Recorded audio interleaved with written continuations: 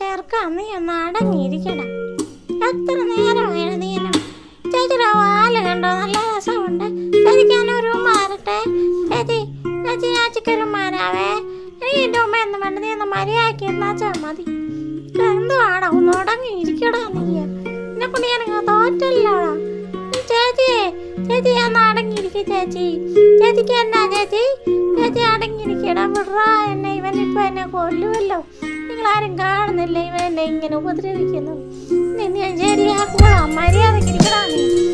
എന്തോ ഇവൻ്റെ ഒരു കാര്യം കൊണ്ട് തോറ്റു. എൻ്റെ ഒരു വായിലാണ് ഈ നാറ്റം.